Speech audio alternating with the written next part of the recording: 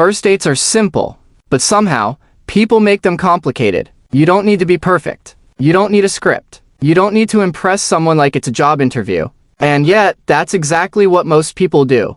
They overthink. They overprepare. They try too hard. And in the process, they ruin the entire experience.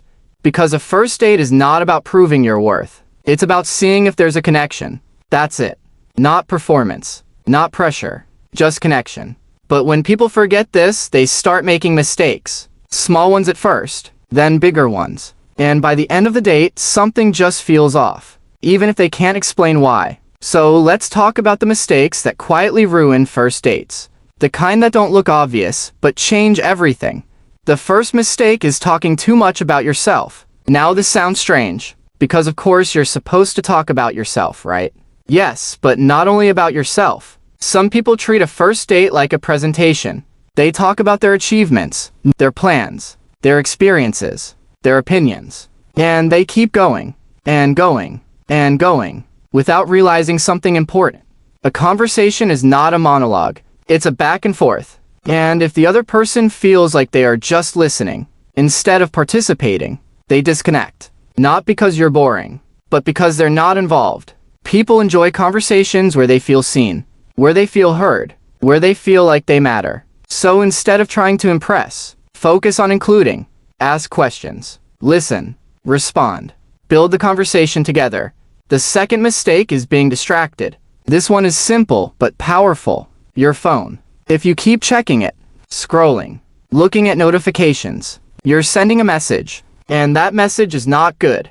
It says this is not important. It says something else has my attention, even if you don't mean it that way, because attention is one of the clearest signs of interest. When you're fully present, when you're engaged, when you're focused on the person in front of you, they feel it, and it creates connection.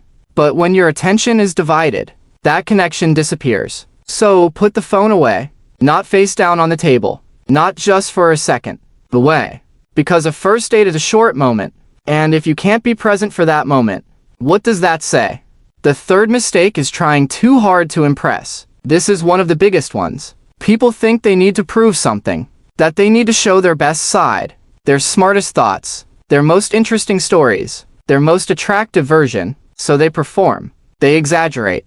They filter themselves. And in doing that, they lose authenticity, because now they are not being real. They are being what they think the other person wants. And that creates pressure. Pressure to maintain that image. Pressure to keep performing.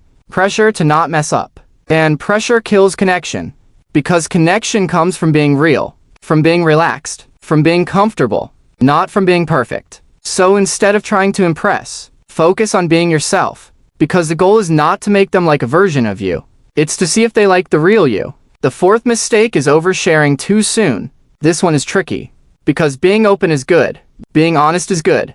But timing matters. A first date is not the place for everything. It's not the place to share your entire life story. Your deepest struggles. Your past trauma. All at once. Because that can feel overwhelming. Not because your experiences are not important. But because there hasn't been enough time to build comfort. Trust takes time. Connection takes time, and when you share too much too soon, it creates imbalance. It makes the other person feel like they have to match that level of openness immediately. And that can be uncomfortable. So keep it light, not fake, not shallow, just balanced. Share enough to connect, not everything at once. Now here's something important. First dates are not about winning. There is no prize. There is no score. There is no final judgment where you either succeed or fail. It's just two people meeting, seeing if there's something there. And if there is, great.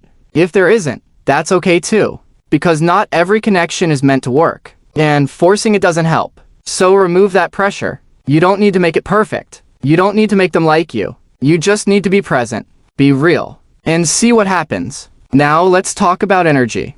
Because this is what people actually feel. Not your words, not your stories, but your energy. If you're nervous, closed, and overthinking, it shows. If you're relaxed, open, and engaged, it shows. And that energy shapes the entire experience.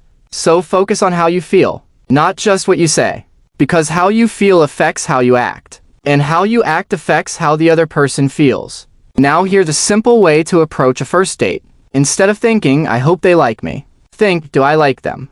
That small shift changes everything, because now you're not trying to impress. You're evaluating, you're observing, you're experiencing, and that removes pressure, because you're not chasing approval, you're looking for compatibility. And that's the real goal, not validation, not attention, compatibility. Now let's bring it all together. A good first date is simple. You show up, you stay present, you engage, you listen, you respond, you enjoy the moment, no performance, no pressure, no overthinking, just connection. And when you remove the mistakes, when you stop talking too much about yourself, when you stay focused, when you stop trying to impress, when you keep things balanced, something natural happens. The conversation flows, the energy feels right, and both people enjoy the experience, not because it was perfect, but because it was real. So the next time you go on a first date, remember this. You don't need to be impressive. You don't need to be perfect. You just need to be present, because that's what people remember. Not how amazing you sounded, but how comfortable they felt around you. And that's what makes them want to see you again.